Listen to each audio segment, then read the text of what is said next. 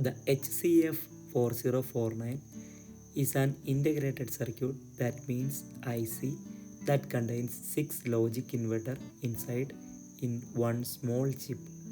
An inverter is a basic logic gate that changes the input signal. If you give it a high, it gives a low at the output, and if you give it a low, it gives a high, as like a inverted. This IC is useful in digital circuit where you need a reverse or invert signals. One special feature of this HCF4049 is that it can work with different voltage level, usually from 3 volt to 15 volt, making it compatible with both low voltage and high voltage systems.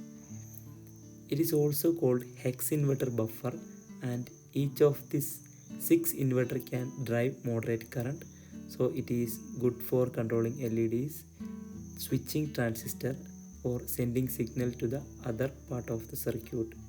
Apart from just inverter signals, the HCF4049 is also used in oscillator circuit, waveform generator, and signal shapers.